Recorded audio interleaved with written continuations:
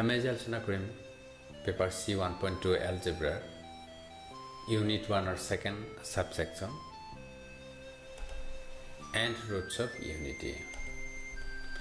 আমি বিদ্যালয়ত কিছুমান সমীকৰণ সমাধান কৰিবলৈ শিকি আহিছো যেনে linear equation x - 1 = 0 যদি আমি সমাধান কৰো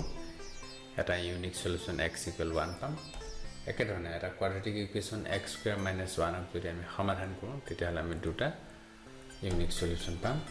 x = 1 আৰু x = -1 হাই সেকেন্ডাৰী সেকশনত আমি কিছুমান কিউবিক ইকুয়েশন সলভ কৰিবলৈ শিকি আহিছো especially x³ - 1 = 0 যদি আমি সমাধান কৰো তাৰ তিনিটা সমাধান পাওঁ এটা বাস্তৱ ৰুট আৰু দুটা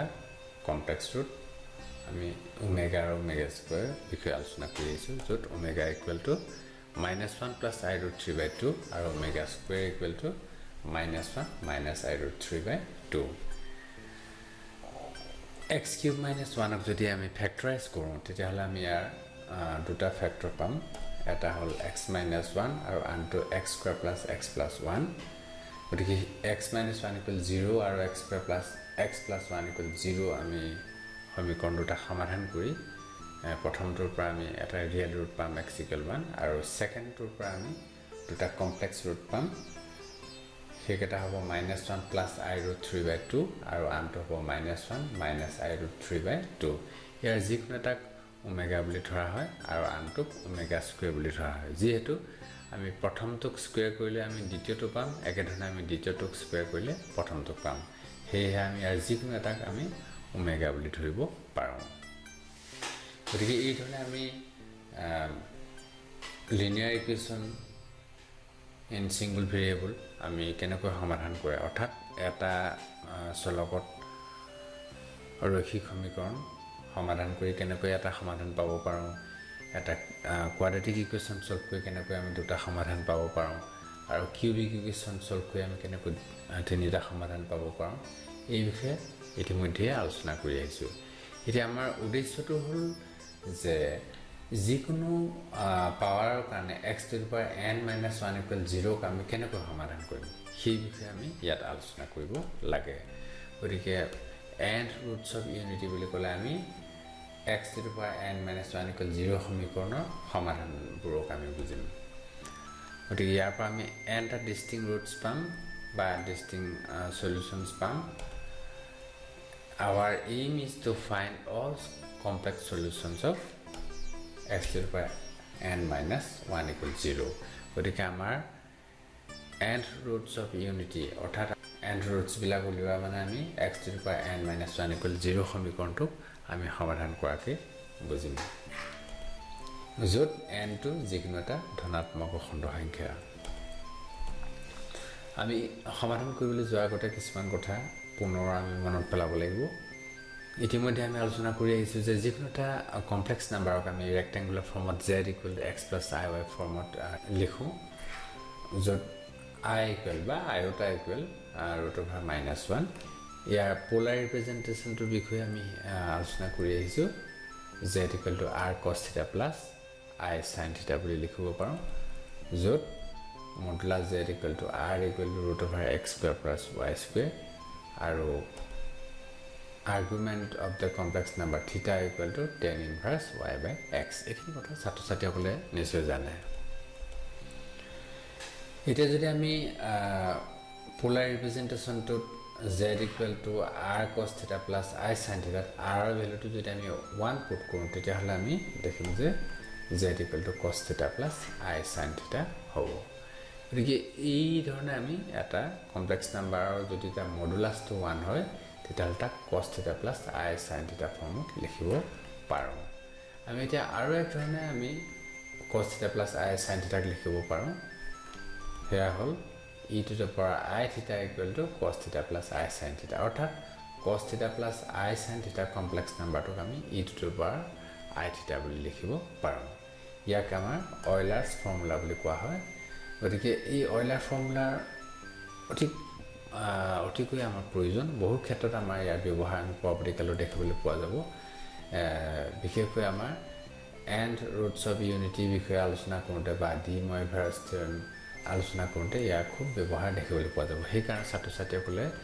এই অইলাৰ্ছ ফৰ্মুলাটো কেনেকৈ পোৱা হয় সেই কথাটো ছাত্ৰ ছাত্ৰীসকলে জানিব লাগিব আৰু ইয়াক মনত ৰাখিব লাগিব গতিকে আমি ইয়াক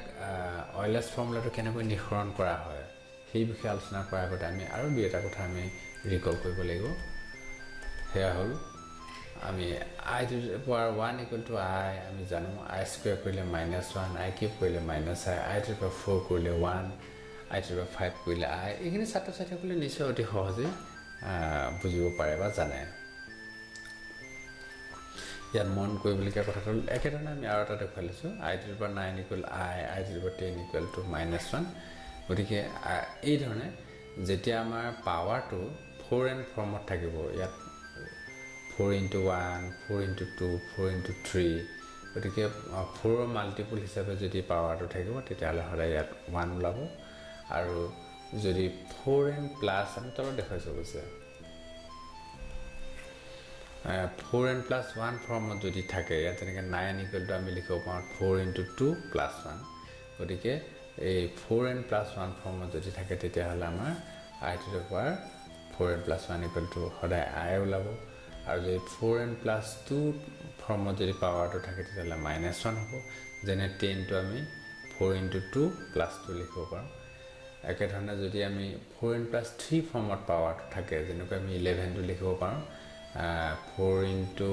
2 plus 3 4n plus 3 ৰূপত যদি পাৱাৰটো থাকে সদায় -I হ'ব আৰু যদি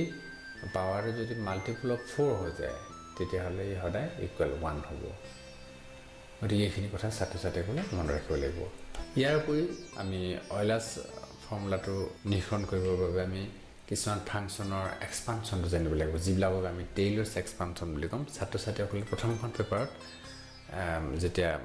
ডিফাৰেনচিয়েল ইকুৱেশ্যন পঢ়িব তাত টেইলৰ্ছ এক্সপানশ্যনৰ বিষয়ে পঢ়িবলৈ পাব অতি সহজ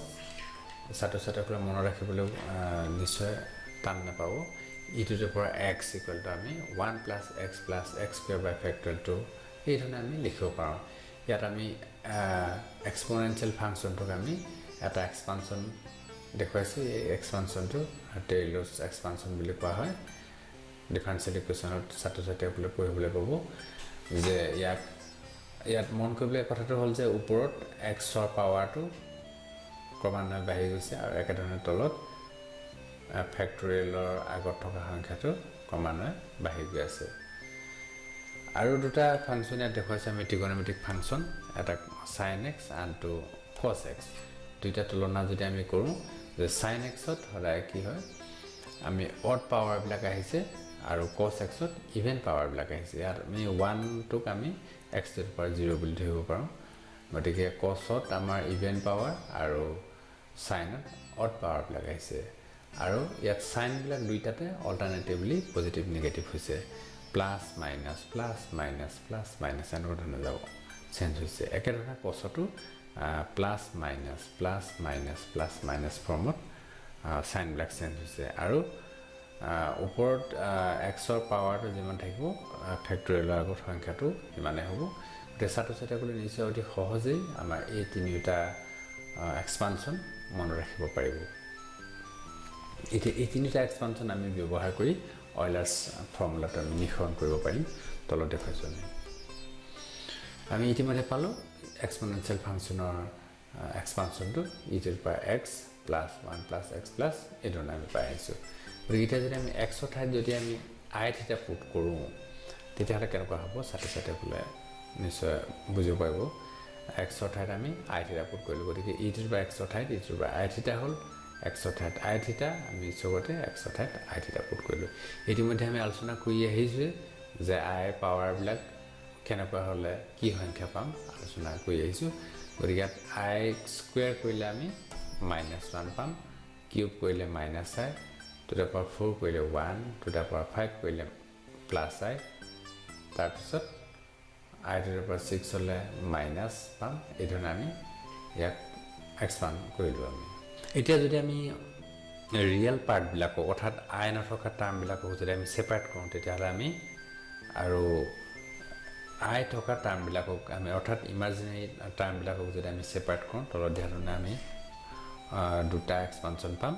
প্ৰথমটোত 1 minus theta square by factorial 2 theta to the power 4 by factorial 4 plus এই ধৰণে আমি পাম আৰু আনটো য'ত I আছে অৰ্থাৎ ইমাজিনেৰী আমি টাৰ্মবিলাক যদি I টো কমন লওঁ তেতিয়াহ'লে আমি পাম ইয়াত theta minus theta cube by factorial 3 plus theta to the power 5 by factorial 5 minus এই ধৰণে গতিকে আমি ছাত্ৰ ছাত্ৰীসকলে ইতিমধ্যে নিশ্চয় চিনিব পাৰিছে যে এই ধৰণে 1 মাইনাছ যেটো ইভেন্ট পাৱাৰবিলাক আহে এই এক্সপানশ্যনটো হ'ল কছৰ আৰু যেটো অড পাৱাৰবিলাক আছে এটো হ'ল সাইনৰ এক্সপানশ্যন গতিকে আমি লিখিব পাৰোঁ equal cos theta plus I sin theta গতিকে e to the power I theta equal আমি পালো cos theta plus I sin theta গতিকে এইটোৱে হ'ল অইলাৰ্ছ ফৰ্মুলা গতিকে অইলাৰ্ছ ফৰ্মুলাটো হ'ল যে cos theta plus I sin theta equal to আমি e to the power I theta বুলি লিখিব পাৰোঁ আমি আৰু এটা কথা মনত পেলাবলৈ যত্ন কৰিব লাগিব যে cos theta ইকুৱেল টু আমি cos twice n pi plus theta লিখিব পাৰোঁ য'ত n টু যিকোনো এটা অখণ্ড সংখ্যা হ'ব পাৰে একেধৰণে সাইনৰ ক্ষেত্ৰতো sin theta equal to sin twice n pi plus theta অৰ্থাৎ আমি ইয়াত যদি cos theta থাকে থিটাটোৰ লগত আমি twice n pi যোগ কৰিলে আমি ইয়াৰ একো পৰিৱৰ্তন নহয় একেধৰণে সাইনৰ ক্ষেত্ৰতো থিটাৰ লগত আমি twice n pi যোগ কৰিলে একো পৰিৱৰ্তন নহয় কিয় হয় আমি গ্ৰাফিকেলি অকমান দেখুৱাইছো ইয়াত যে ছাত্ৰ ছাত্ৰীসকলে নিশ্চয় আগতে আলোচনা কৰি আহিছে তথাপিও যিকোনো এটা পজিশনত যদি আমাৰ এডাল ৰেখাখণ্ডই যদি আমাৰ ৰিয়েল এক্সিছৰ লগত থিটা এংগল কৰে তাক আমি আৰু 360 ডিগ্ৰী যদি আমি ৰোটেট কৰোঁ বা ঘূৰাই দিওঁ তেতিয়াহ'লে এংগলটো পোৱা যাব টুৱাইছ পাই প্লাছ থিটা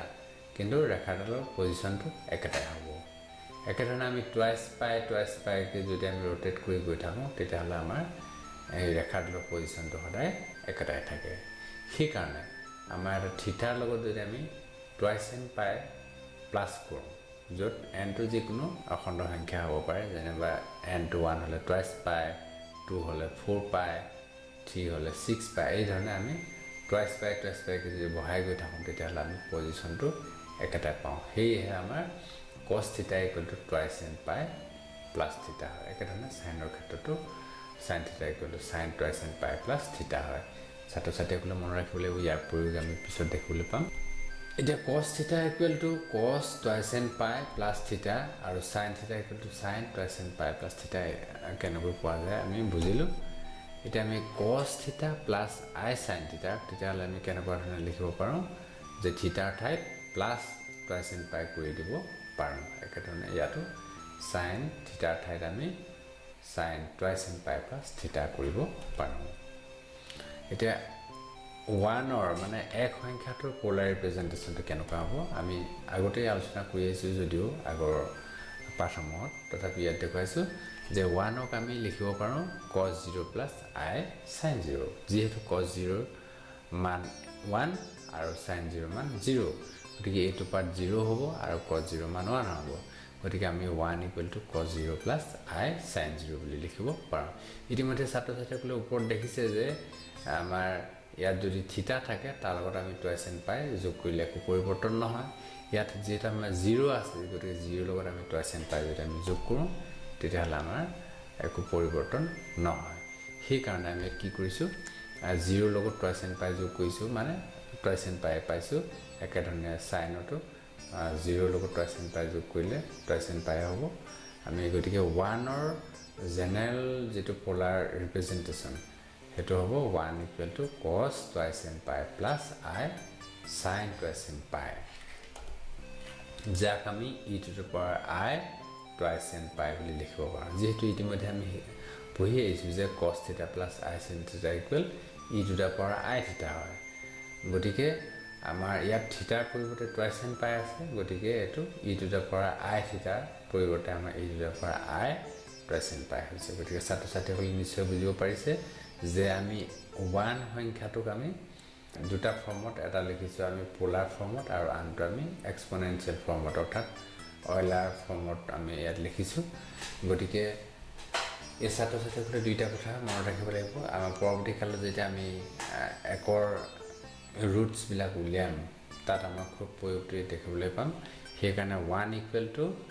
আমাৰ পোলাৰ ৰিপ্ৰেজেণ্টেশ্যনটো হ'ব cos twice n pi plus I sin twice n pi general ফৰ্মত আৰু Euler's ফৰ্মুলাৰ পৰা পাম ইয়াক equal to e to the power I twice n pi এতিয়া nth roots of unity আমি উলিয়াবলৈ চেষ্টা কৰিম আমাৰ ইতিমধ্যে আলোচনা কৰি আহিছোঁ যে nth roots of unity মানে হ'ল x to the power n minus 1 equal 0 সমীকৰণক সমাধান কৰা x to the power n minus 1 equal 0 implies x to the power n equal to 1 x to the power n equal to যে আমি লিখিব পাৰোঁ e to the power twice k pi I ইতিমধ্যে আমি আগৰ স্লাইডত আলোচনা কৰি আহিছোঁ যে আমি 1 ৰ যেটো পোলাৰ ৰিপ্ৰেজেণ্টেশ্যন বা আমাৰ অইলাৰ ফৰ্মুলাৰ পৰা পোৱা ৰিপ্ৰেজেণ্টেশ্যন হেতু হ'ব e to the power twice n pi I কিন্তু আমি twice n pi I নিলিখি twice k pi I লিখিছোঁ এইটো কাৰণে যেহেতু অলৰেডি আমাৰ n টো বাওঁফালে ব্যৱহাৰ হৈ আছে সেই কাৰণে আমি সোঁফালে twice n pi I নিলিখি twice k pi I লিখিছোঁ য'ত k টো 0 1 2 3 এই ধৰণে আমাৰ যিকোনো আচলতে খণ্ড সংখ্যা হ'ব পাৰে কিন্তু আমি 0 1 2 3 পৰা আমি ওপৰলৈ লিখিছোঁ ঋণাত্মকবিলাক লিখা নাই 0 পৰা আমি পাৱাৰ বুলি লিখিছোঁ কিন্তু কিছুমান পাঠ্যপুথিত ছাত্ৰ ছাত্ৰীসকলে 1 ৰ পৰা লিখা দেখিবলৈ পাব গতিকে ছাত্ৰ ছাত্ৰীসকলে কনফিউজ কৰাৰ কোনো প্ৰয়োজন নাই পৰৱৰ্তী কালত বুজিব পাৰিব যে আমি 0 পৰা ষ্টাৰ্ট কৰা বা 1 ৰ পৰা ষ্টাৰ্ট কৰা পাৰ্থক্য নাই গতিকে আমি পালোঁ x equal to হ'বগে e to the power twice k pi I by n হ'ব যেহেতু x to the power n equal to pi আছোঁ e to the power twice k pi I গতিকে আমি ইয়াত যদি আমি nth root লওঁ তেতিয়াহ'লে x equal to হ'ব twice k pi I by n হ'ব Euler's ফৰ্মুলাৰ পৰা আমি ইয়াক যদি লিখিবলৈ চেষ্টা কৰোঁ cos twice k pi by n plus I sin twice k pi by n কিয় হ'ব ছাত্ৰ ছাত্ৰীসকলে মন কৰিব লাগিব যে e to the power theta I বা I theta হওঁতে আমাৰ ইয়াত cos theta plus I sin theta আছিলে গতিকে ইয়াত আমাৰ থিটাৰ পৰিৱৰ্তে পালোঁ twice k pi by n গতিকে আমাৰ থিটাৰ পৰিৱৰ্তে আমি cos theta পৰিৱৰ্তে ইয়াত cos twice k pi by n আৰু প্লাছ I sin theta ঠাইত আমি sin twice k pi by n লিখিলোঁ গতিকে আমি x to the power n equal 1 সমীকৰণটোৰ সমাধানবিলাক আমি জেনেৰেল ফৰ্মত পালোঁ x equal to cos twice k pi by n plus I sin twice k pi by n য'ত k equal to 0 1 2 3 dot dot dot but it can be verified that n distinct solutions are found for k equal to 0 1 2 3 dot dot dot n minus 1 আমি ইয়াত k ভ্যালুটো যিকোনো হ'ব পাৰে যিকোনো অখণ্ড সংখ্যা হ'ব পাৰে কিন্তু তাৰ আমি যদি অলপ পিছত ভেৰিফাই কৰিম বা ছাত্ৰ ছাত্ৰীসকলে নিজেও ভেৰিফাই কৰিব পাৰিব যে k equal to যদি 0 1 2 3 এনেকৈ যদি n minus 1 লৈকে পুট কৰোঁ তেতিয়া তাত আমি ডিষ্টিংকৈ n টা ৰুটছ পাম ইয়াত যেহেতু 1 ৰ পৰা ষ্টাৰ্ট কৰিলে n লৈকে পুট কৰিলে আমি ডিষ্টিং ৰুটছ পাম আমি ইয়াত 0 পৰা ষ্টাৰ্ট কৰিছোঁ কাৰণে ইয়াত n minus 1 লৈকে যদি পুট কৰোঁ তাৰ পৰা আমি n টা ডিষ্টিং ৰুটছ পাম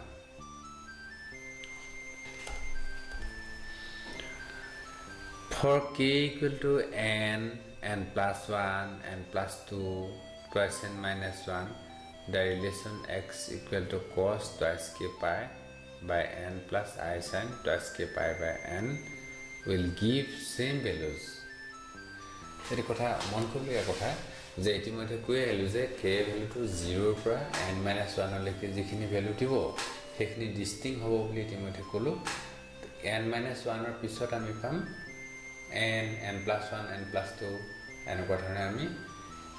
যদি আমি বহাই গৈ থাকোঁ যদি এই ধৰণে তেতিয়াহ'লে আমি কি হ'ব পূৰ্বতে পোৱা ৰুটখিনিকে আকৌ ৰিপিট কৰা দেখিবলৈ পাম আমি প্ৰমাণ কৰি দেখুৱাম অৱশ্যে ছাত্ৰ ছাত্ৰীসকলে ভয় খাব নালাগে গতিকে এইটো কথা কোৱা হৈছে যে k equal 0 ৰ পৰা n minus 1 লৈকে পুট কৰিলে আমি এই x ৰ যিবিলাক ভ্যালু পাম আমি আকৌ n ৰ পৰা যেতিয়া আমি বহাই গৈ থাকিম twice n minus 1 লৈকে আকৌ আমাৰ একেখিনি ৰুটকে ৰিপিট হ'ব একেধৰণে twice n ৰ পৰা যদি ওপৰলৈ যদি আমি আকৌ বহাই গৈ থাকোঁ তেতিয়াহ'লে আকৌ একেখিনি ৰুটকে ৰিপিট কৰিব গতিকে আমি অনুমান কৰিব পাৰিছোঁ যে 0 ৰ পৰা n-1 লৈকে পুট কৰিলে আমি যিখিনি ৰুট পাম সেইখিনি হ'ব ডিষ্টিংক্ট ৰুটছ য'ত nটা ৰুটছ থাকিব that is for k equals 0 and twice and thrice and we get same values এটা স্পেশাল কেস দেখাইছো যে আমি k equal to 0 পুট কৰা বা n পুট কৰা বা twice and পুট কৰা বা thrice and পুট কৰা এৰনে আমি পুট কৰিলে সদায় একেটা ৰুটকে পাম কিয় পাম সাটো ক্লিয়াৰ ভেৰিফাই কৰিব মই এটা কৰি দেখাইছো x equal to cos twice k pi by n plus I sin twice k pi by n পালো আমি ইয়াত k equal to যদি আমি 1 পুট কৰোঁ 1 পুট কৰিলে আৰু n plus 1 পুট কৰিলে বা twice n plus 1 পুট কৰিলে আমি একেখিনি ভ্যালু পাম না নাপাম ইয়াত তলত দেখাবলৈ চেষ্টা কৰিছো ছাত্ৰ-ছাত্ৰীসকলে মন কৰিব যে k equal যদি 1 পুট কৰোঁ তেতিয়াহ'লে আমি 1 ৰ পৰা আমি কি পাম k ভ্যালু 1 পুট কৰিলে twice pi by n পাম plus I sin twice pi by n পাম যেটা আমি k ভ্যালু 1 পুট কৰিম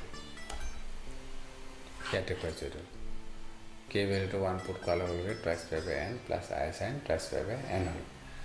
গতিকে আমি ছাত্ৰ-ছাত্ৰীসকলে মনত ৰাখিব লাগিব যে 1 পুট কৰিলে twice pi by n হৈছে এংগল দুটা এতিয়া আমি k ভ্যালুটো 1 ৰ পৰিৱৰ্তে আমি যদি n plus 1 পুট কৰোঁ তাতো দেখিম যে আমি এই twice pi by n ফৰ্মতে পাম এক্সপানশনটো এটো x equal to cos twice k pi by n plus I sin twice k pi by n আমি গম পালোঁ আমি এটা k ভ্যালুটো আমি n plus 1 পুট কৰি দিছো k ভ্যালুটো n plus 1 পুট কৰাৰ লগে লগে এটো ৰূপ পালোঁ এতিয়া আমি ইয়াক যদি আমি মাল্টিপ্লাই কৰোঁ 2 আৰু pi ৰে তেতিয়ালে twice n pi plus আমি next plus twice pi পাম গতিকে একেধৰণে ইয়াতো আমি 2 আৰু pi টো যদি আমি ডিস্ট্ৰিবিউট কৰি দিওঁ তেতিয়ালে আমি twice n pi plus twice pi পাম আৰু ডিভাইডেড বাই n হ'ব গতিকে এটা যদি আমি n এ যদি আমি এক দুইটা টাৰ্মকে যদি আমি ডিভাইড কৰোঁ তেতিয়ালে ইয়াত থাকিব twice pi plus twice pi by n তলত দেখাইছো twice pi plus twice pi by n হ'ব একেধৰণে ইয়াতো আমি twice n pi by n কৰিলে twice pi হ'ব আৰু নেক্সট হ'ব plus twice pi by n গতিকে এটা আমাৰ twice pi প্লাস কৰি দিলে আমাৰ এটা এংগুলৰ পৰিৱৰ্তন নাহে পজিশনৰ সেই কাৰণে আমি এটো লিখিব পাৰো cos twice pi by n plus I sin twice pi by n হ'ব এটা কাছে এটো গতিকে আমি দেখিলো যে আমাৰ k ভ্যালুটো ইয়াত 1 পুট কৰোঁতে যেটো পাইছিলো twice pi by n একেধৰণে আমি k equal to n plus 1 put কৰিলো twice pi by n এ পাওঁ গতিকে আমি দেখা পালো যে k equal to 1 পুট কৰা by n plus 1 পুট কৰা আসলে একেটা ৰুটকে পোৱা যায় একেধৰণে আমি twice n plus 1 পুট কৰা বা thrice n plus 1 পুট কৰা এই গোটেইখিনিতে আমি একেটা ভ্যালু পাম সেই কাৰণে আমি ক'ব বিচাৰিছো যে and roots of unity আমি k equal to আমি 0 ৰ পৰা n - 1 লৈকে পুট কৰিলে আমি n টা ৰুট পাম ডিস্টিংক্ট ৰুটছ পাম গতিকে আমি দেখিলো যে k ভ্যালু 0 ৰ পৰা যদি n - 1 লৈকে পুট কৰোঁ তেতিয়াহ'লে আমি n টা ডিস্টিংক্ট ৰুটছ পাম তাৰ পৰিৱৰ্তে আমি k ভ্যালু বেলেগ পুট কৰিলে আমি একেটা ৰুটকে পাম হেই আমি k ভ্যালুটো 0 ৰ পৰা n - 1 লৈকে পুট কৰি তলত দিয়া আমি ডিস্টিংক্ট ৰুটছ কেটা পাম ইয়াত k ভ্যালু 0 পুট কৰিলো e to the 0 পাল k ভ্যালু 1 পুট কৰিলে twice pi I by n k value 2 put কৰিলে 4 pi I by n 3 put কৰিলে 2 to the 6 pi I by n এনেকুৱা ধৰণে আমি যেতিয়া n - 1 লৈকে পুট কৰিম তেতিয়াহ'লে লাষ্টৰ ডিস্টিংক্ট ৰুটটো পাম আমি 2 into n minus 1 pi i এই কেটাই হ'ব 1 ৰ n টা ডিস্টিংক্ট ৰুটছ এতিয়া আমি কেটামান কোৱেশ্চন সমাধান কৰিম তেতিয়া আমি ছাত্ৰ-ছাত্ৰীসকলৰ কনসেপ্ট ক্লিয়াৰ হ'ব find third routes of unity third routes of unity ছাত্ৰ-ছাত্ৰীসকলে জানে যে 1 ওমেগা ওমেগা স্কয়াৰ হয় কিন্তু আমি বৰ্তমান অইলাৰ্ছ ফৰ্মুলা ব্যৱহাৰ কৰি আমি থাৰ্ড ৰুটছ অফ ইউনিটি উলিয়াবলৈ শিকিছো তলত ইতিমধ্যে জেনাৰেল সলিউশনটো আমি পাই আহিলো যে x equal to e to the power twice k pi by n I হয় গতিকে ইয়াত আমাৰ যেটো থাৰ্ড ৰুট অফ ইউনিটি কথা কৈছে সেইকাৰণে n ৰ ভ্যালুটো ইয়াত 3 হ'ব আৰু k ভ্যালুটো আমাৰ 0 1 3 হ'ব কাৰণ আমাৰ তিনিটা ডিস্টিংক্ট ৰুটছ থাকিব গতিকে 0 1 2 আমি পুট কৰি তলৰ ৰুট কেইটা পাম একে ঠাইত 0 পুট কৰাৰ কাৰণে আৰু 1 পুট কৰিলে হ'ব টুৱাইছ পাই আই বাই 3 কে ভেলু 2 পুট কৰিলে 2 টু দ্য 4 পাই আই বাই 3 হ'ল গতিকে এই ৰুট কেইটা আমাৰ এক্সপনেনশিয়েল ফৰ্মত লিখিছোঁ এইকেইটাকে যদি আমি অইলাৰ্ছ ফৰ্মুলাৰ সহায়ত আমি লিখোঁ তেতিয়াহ'লে আমি ভেলু কেইটা তলত দিয়া ধৰণে পাম e to the power twice pi I by 3 equal to होगा cos twice pi by 3 plus I sin twice pi by 3 যাক আমি twice pi by 3 কে আমি pi minus pi by 3 বুলি লিখিব পাৰোঁ একেধৰণে ইয়াতো pi minus pi by 3 লিখিছোঁ গতিকে আমাৰ সেকেন্ড কোৱাড্ৰেন্ট হ'ব সেকেন্ড কোৱাড্ৰেন্টত cos নেগেটিভ হয় সেইকাৰণে minus cos pi by 3 হৈছে সেকেন্ড কোৱাড্ৰেন্টত sin পজিটিভ হয় সেইকাৰণে I sin pi by 3 হৈছে গতিকে pi by 3 মানে হ'ল cos 60 degree cos 60 degree value হ'ল হাফ গতিকে মাইনাস হাফ লিখিলো প্লাস I √3 by 2 যেহেতু sin 60 ডিগ্ৰী ভ্যালু √3 by 2 হয় একেধৰণে আমি e to the power 4 pi I by 3 ভ্যালুটো আমি যদি এক্সপান্ড কৰোঁ এই ধৰণে তেতিয়াহ'লে আমি minus half minus I √3 by 2 পাম গতিকে ছাত্ৰ ছাত্ৰীসকলে ইতিমধ্যে জানেই যে আমি থাৰ্ড ৰুটছ অফ ইউনিটি হ'লে 1 omega square হয় ৰিয়াত এটো হ'ব minus half plus I √3 by 2 এটোই হ'ব omega আৰু minus half minus I √3 by 2 এটোই হ'ব omega square ছাত্ৰ ছাত্ৰীসকলে দুটা প্ৰবলেম নিজে সমাধান কৰিবলৈ চেষ্টা কৰিব এটা হ'ল prove that fourth roots of unity are 1 minus 1 I minus I ছাত্ৰ ছাত্ৰীসকলে অতি সহজে সমাধান কৰিব পাৰিব আৰু k ভ্যালুটো 0 পৰা 3 লৈকে পুট কৰিব সহজে সমাধান কৰিব পাৰিব ছাত্ৰ ছাত্ৰীসকলক নিজে সমাধান কৰিবৰ বাবে আৰু এটা কোৱেশ্চন দিছো find all the complex roots of the equation x to the 4 plus x cube plus x square plus x plus 1 equals 0 দেখাটি ইকুৱেশ্যনটো ডাঙৰ কিন্তু ইয়াৰ সমাধান তেনে সহজ আমি জানো এটা হিন্টছ এটা দিছো ইয়াত we have x to the 5 minus 1 equal x minus 1 into x to the 4 plus x cube plus x square plus x plus 1 গতিকে আমি দেখিলো যে আমাৰ যেটি ইয়াত সমাধান কৰিবলৈ দিছে সমীকৰণ সেই সমীকৰণটোৰ লেফট হ্যান্ড সাইডৰ যেটো পলিনোমিয়েলটো x to the 5 minus 1 ৰ এটা ফ্যাক্টৰ হয় গতিকে আমি x to the 5 minus 1 ক যদি সমাধান কৰোঁ আমি পাঁচটা ৰুট পাম গতিকে সেই পাঁচটা ৰুটছৰ ভিতৰত এই x minus 1 ৰ কাৰণে পোৱা ফাৰ্স্ট ৰুটটো মানে x equal 1 ৰুটটো যদি আমি বাদ দিওঁ বাকি ৰুট কেইটা হ'ব x to the 4 plus x cube plus x square plus x plus 1 equals 0 সমীকৰণৰ সমাধান তল লিখিছো এটো therefore complex roots of x to the 4 plus x cube plus x square plus x plus 1 equals 0 are fifth roots of unity except x equal 1 কি বুজাইছে যে আমি এই সমীকৰণটোৰ সমাধান কেটা মানে হ'ব fifth roots of unity মাত্ৰ তার আমি x equal to 1 টো আমি বাদ দিব লাগিব যেহেতু আমি এই ফ্যাক্টৰটোৰ লগত x minus 1 পূৰণ কৰি x to the 5 minus 1 পাম সেয়ে আমি x minus 1 ৰ সমাধানটো বাদ দি বাকি চাৰিটা যি সমাধান পাম মানে কমপ্লেক্স ৰুট পাম সেইকেইটাই হ'ব আমাৰ উলিয়াবলগীয়া সমীকৰণটোৰ সমাধান আজিলৈ আমি ছাত্ৰ ছাত্ৰীসকলক এইখিনি কথাকে অৱতাৰণা কৰিলোঁ Thank you.